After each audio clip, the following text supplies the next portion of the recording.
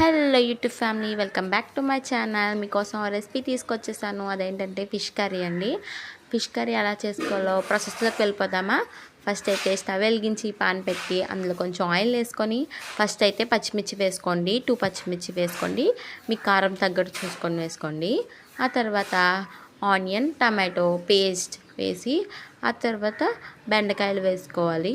అవి వేసుకున్నాక దీన్ని బాగా కలపాలి. పచ్చి వాసన పోయే వరకు వేపుకుంటే టేస్ట్ అనేది చాలా బాగుంటుంది.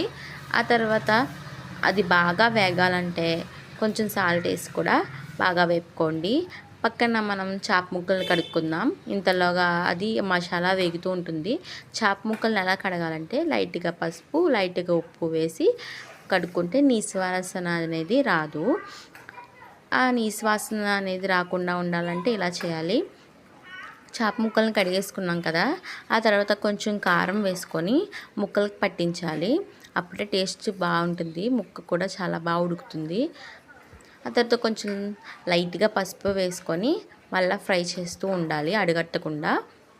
మీలో ఎవరికి ఫిష్ కర్రీ అంటే ఇష్టమో కామెంట్ చేయండి ప్లీజ్. అందరూ సపోర్ట్ చేయండి. ఇదివరకు చాలామంది సపోర్ట్ చేసేవారు, ఇప్పుడు ఎవరు సపోర్ట్ చేయట్లేదు. వీడియోస్కి వ్యూస్ కూడా రావట్లేదు. వీడియో అనేది ఎవరికి చేరట్లేదు. ప్లీజ్ మీరు లైక్ చేస్తేనే ఈ వీడియో అనేది కొంతమందికి చేరుతుంది.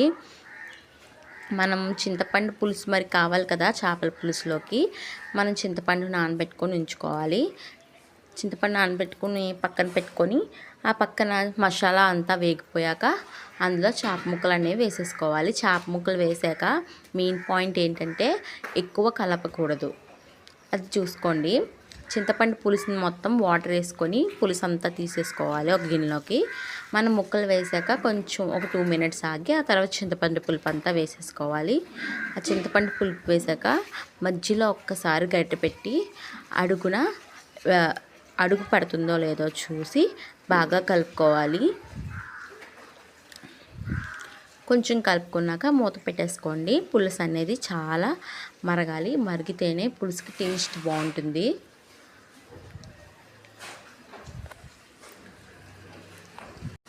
చాలామంది ముక్కలు వేసాక కలిపేస్తారండి. కలిపేస్తే ఆ ముక్క అనేది విడిపోతుంది. సో జాగ్రత్తగా చూసుకొని కలుపుకోండి. కారం సరిపడా వేసుకోండి. టేస్ట్కి సరిపడా కారం మసాలా వేసుకుంటే చాలా బాగుంటుంది. కారం అలాగే ఫిష్ మసాలా వేసాను నేను. చాలా టేస్టీగా ఉంది ఫిష్ కర్రీ. మీరు కూడా ట్రై చేసి ఎలా ఉందో కామెంట్ చేయండి. అలాగే లాస్ట్లో కొంచెం కొత్తిమీర వేసుకుంటే సూపర్ ఉంటుంది.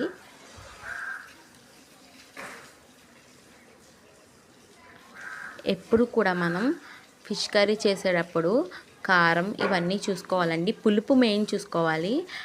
పులుపు చూసుకోవాలి, లేకపోతే పుల్లగా ఉంటుంది కదా. సో తగ్గ పులుపు వేసుకోండి. అంతేనండి, ఫిష్ కర్రీ రెడీ. మళ్ళీ ఇంకొక మంచి వీడియోతో వచ్చేస్తాను. Take care, bye.